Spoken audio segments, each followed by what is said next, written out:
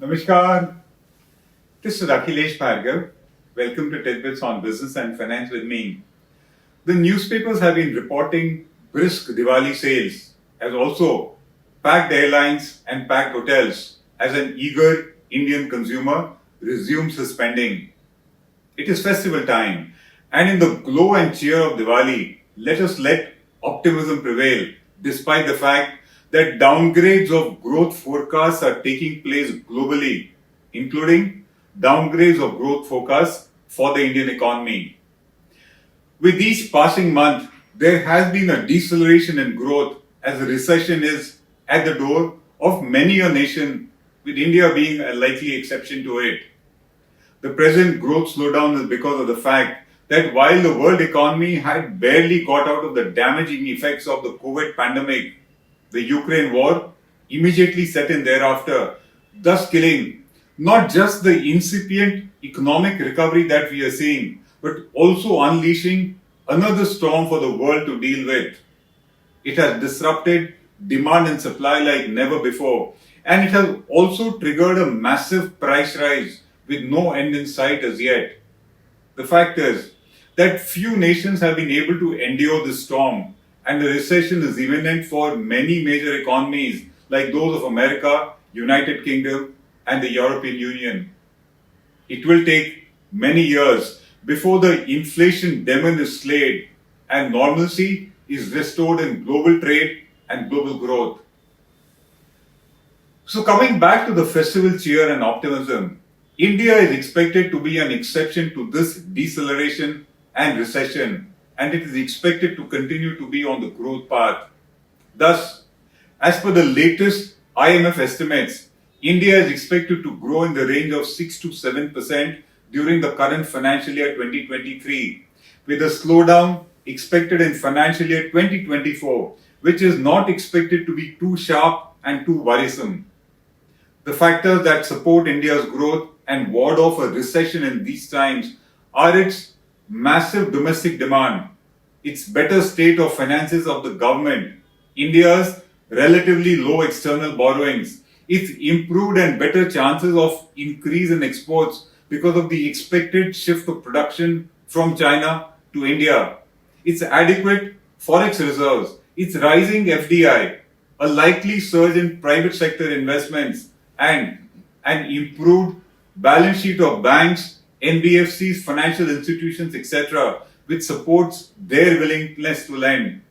It is because of all these factors that India is expected to be an outlier, and it is not going to get into a recession, which consensus says at the moment. The first affirmation of India's growth prospects amidst these times comes from the credit rating agency Fitch, which in its recent review retained and affirmed India's sovereign rating to BBB minus, even though that is its lowest investment grade rating. But the point is, it did not downgrade it. Fitch said that India's public finances remain the key driver of its rating, having been only modestly affected by the global developments on the external front. The rating agency says that India is relatively insulated from global volatility due to the government's limited reliance on external financing by way of foreign borrowings.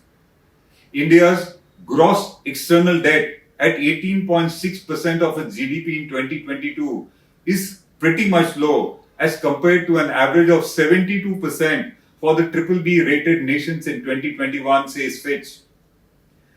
Fitch then says that India's large forex reserves provide reassurance about its debt repayment capacity, and that short-term external debt is a mere 24% of its forex reserves, and thus there cannot be a short-term run on its forex reserves.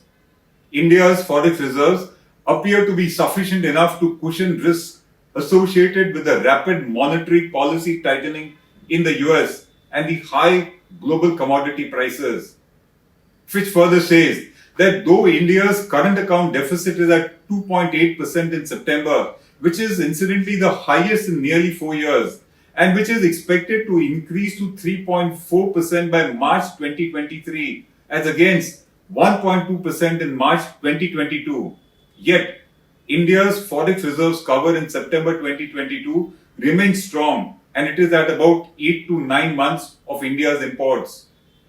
The rating agency points out that this is much higher than the cover of 5 to 6 months of imports during the last global economic crisis, which was the taper tantrums of 2013. Such an improved position of forex reserves offers scope to the authorities in India to utilize the reserves to smooth large and longer periods of external stress, and they are expected to be there. Further comfort comes from the fact that foreign investor holdings of domestic sovereign debt is a mere 2% of the total government debt, which is negligible and it is no cause for worry. Fitch expects the current account deficit to fall to 2% of India's GDP in financial year 2024, owing to the expected easing of global energy prices. It thus expects India's forex reserves to remain stable and India's current account deficit to remain at a sustainable level. Moreover, due to its robust medium-term growth outlook on India given by Fitch, it expects it to facilitate the financing of India's current account deficit primarily and particularly from the rising FDI inflows into India. Amidst the gloomy global economic forecast and a rapid deceleration in the economic position of many nations, Fitch therefore gives a glowing forecast about the Indian economy, particularly on the external front, which has been the bugbear and downfall of many emerging economies. Yet another reassuring and optimistic forecast about the growth prospects of the Indian economy come from India's chief economic advisor, who in a recent article in the Mint wrote that the IMF recently updated its growth forecast of the global economy and of individual countries. The estimates, he says, are not just somber, but the downside risks also dominate, which means that things can only get worse from here. He then says that India's growth forecast for the current financial year has been downgraded from 7.4% to 6.8% by the IMF, which is still a robust growth rate in these circumstances. For the next financial year, which is financial year 23-24, the IMF expects India's growth rate to be 6.1%, which is the highest in the G20 nations. So India's growth will remain in the range of 6%, even though the chief economic advisor says that India can do much better.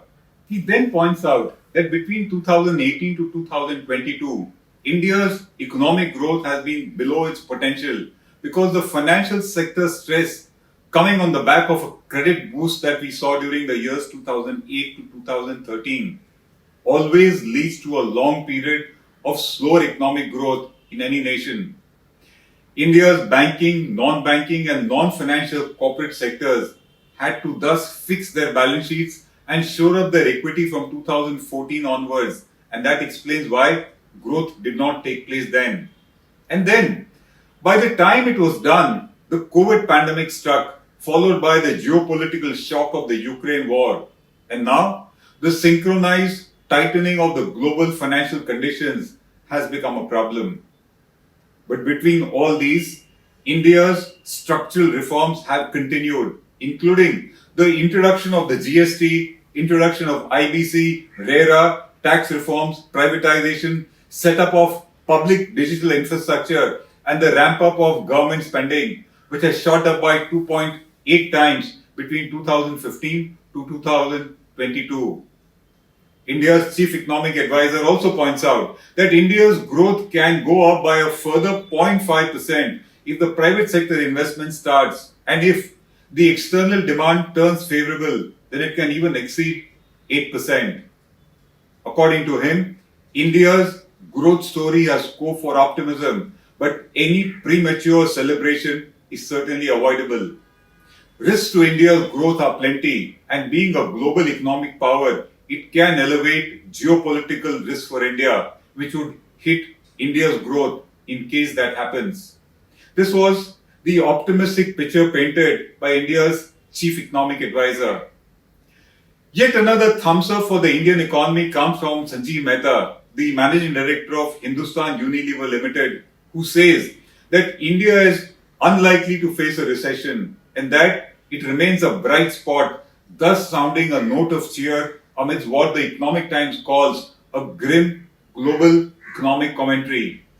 He is optimistic that our economy will grow in the range of 6 to 7%, which would be a great achievement in the current circumstances. Mr. Mehta says that there are two imperatives for the government. One is to tame inflation, and the second is to keep the economy growing.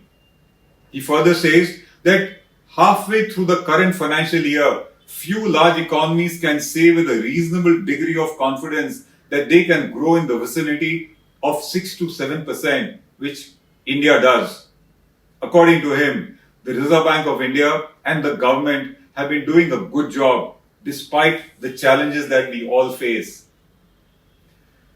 The fact is that it has been a record-breaking sales for many in this Diwali. While it may not be enough to recover past losses incurred by them, which includes losses borne by the retailers, by airlines, by hotels, etc. in the past 2 years. But then, these kind of sales have certainly brought optimism and a sense of cautious confidence back. The challenges remain, but we will discuss them some other day. Let's presently bask in the light, cheer, and optimism of Diwali. This is Akhilesh Bhargava signing off till we meet again. Namaskar. Now be the first to know about the latest updates on our new news app. Go on your Android or iOS, search for HW News Network. Download our app, choose the language you prefer to get updates in, and be up to date with the latest news.